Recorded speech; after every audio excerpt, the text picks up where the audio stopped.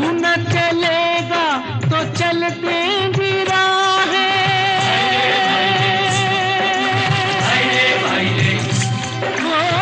तू न चलेगा। नमस्कार, सटीक ज्योतिष में एक बार फिर से आपका स्वागत है। आज का विषय है, क्यों होती है हमारी मृत्यु कई बार, क्यों होता है मृत्यु तुल्य कष्ट बारंबार, कैसे बदलेंगे हम मृत्यु को जीवन में। इस वीडियो को अंत तक अवश्य देखें। मार्केश या मृत्यु योग संबंधित चौंकाने वाले तथ्य दिए हैं ज्योतिष शास्त्र शीघ्र बोध में। भारतीय ज्योतिष में ऐसे अनेक तरीके हैं जिनके द्वारा मृत्यु का पता लगाया जा सकता है। फिर भी मृत्यु के बारे में जानते हुए भी नहीं बताना चाहिए, क्योंकि शास्त्रों में यह वर्जित है। किसी व्यक्ति को इस बारे में जानने का प्रयास भी नहीं करना चाहिए। परंतु फिर भी कुछ लोग ऐसे होते हैं जो उत्सुकतावश जानने के लिए अक्सर पूछते हैं, मेरी मृत्यु कब होगी, कैसे होगी, कहाँ होगी इत्यादि। सभी खास तौर पर ज्योतिष अभ्यासी एवं जिज्ञासु बंधु ये ध्यान दें कि यदि प्रश्न केवल जिज्ञासा का है तो ज्योतिष में अनेकों ऐसे तरीके हैं जिनके द्वारा सहज ही जाना जा सकता है कि मृत्यु कब होगी, कैसे होगी, कहाँ होगी। लेकिन जीवन ऊर्जा से जुड़ा सत्य तो यह है कि ओ नदियाँ चले चले रे धारा,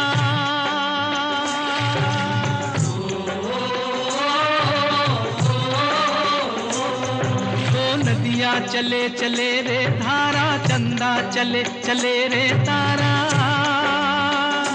तुझको चलना होगा, तुझको चलना होगा।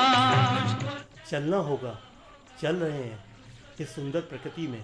चांद, तारे, नदियाँ, धारा, सब कुछ तो गतिमान है।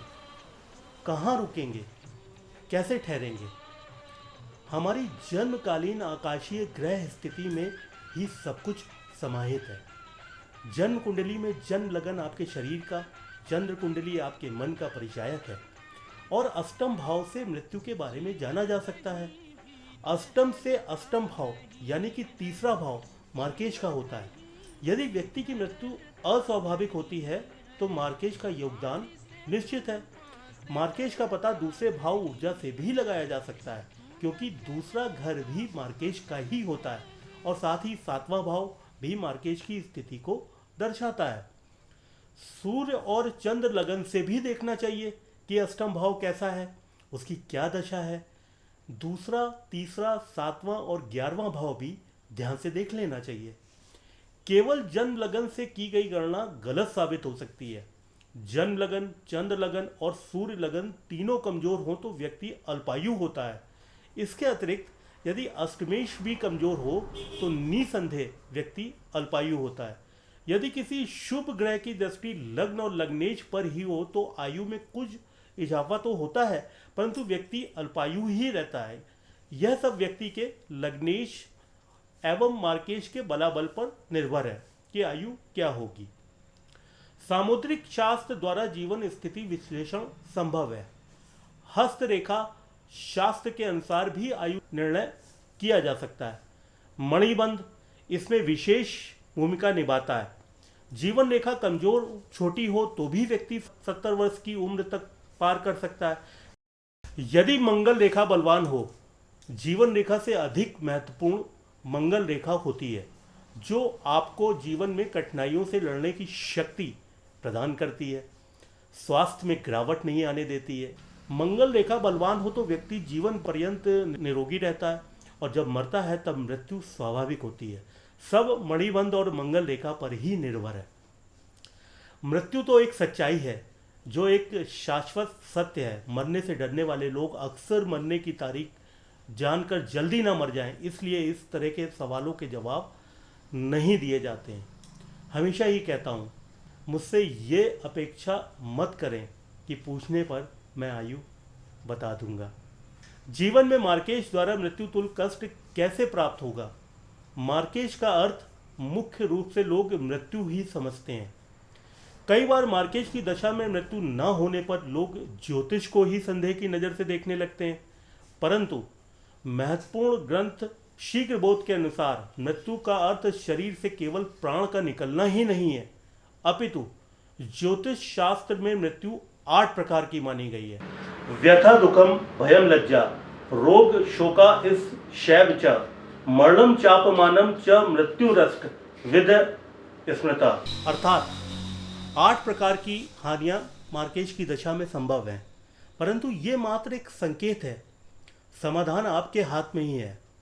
नाव को मझधार में खुद ही खेना पड़ता है कि नहीं? पार हुआ वो रहा जो सफर में, पार हुआ वो रहा जो सफर में, जो भी रुका फिर गया वो भंवर में। नाव तो क्या बह जाए किनारा। मार्केश कष्ट बहाव तो सभी के जीवन का सार्वभौमिक सत्य है। कैसे आता है जीवन में हमारे ये कष्ट? यह व्यथा किस प्रकार की हो सकती है? 1. भावनात्मक कष्ट स्थिति, निरंतर क्लेश का बने रहना, लगातार सामाजिक पारिवारिक राज्य शत्रुओं से घिरे रहना। 3. हमेशा भयभीत रहना। 4. पद प्रतिष्ठा मान हानिवश लज्जित रहना या लज्जित रहने की स्थिति होना। निकट संबंधी मृत्युवश शोक स्थिति का बनना। सांसारिक भोग निम्नता या धनहानि की स्थिति बनना। 7. भरी सभा में अपमानित होना। 8.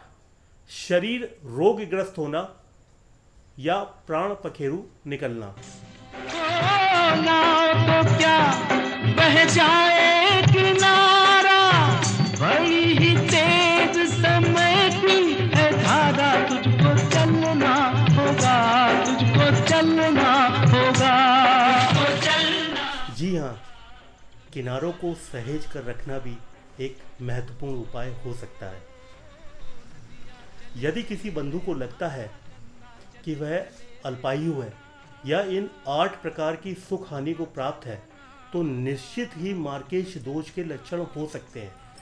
मार्केश दोष लगने पर कर्म हानि बाधावश वो व्यक्ति व्यथित मनोदशा या मानसिक एवं भावनात्मक अस्थिरता को प्राप्त होता है।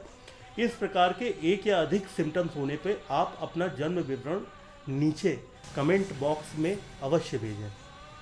उपायों द्वारा प्रयास करने पर सकारात्मक समाधान प्राप्त किया जा सकता है। आज की विषम परिस्थितियों में, जैसा कि पूरे विश्व पर संकट है, हमको समझ लेना होगा कि मृत्यु को हराया नहीं जा सकता, परंतु अकाल मृत्यु से अवश्य ही बचा जा सकता है।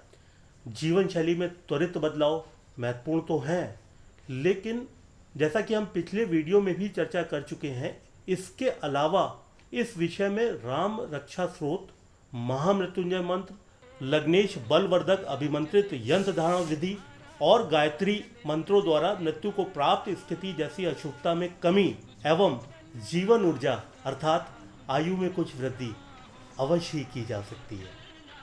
ओम नमः शिवाय। ओम नमः शिवाय।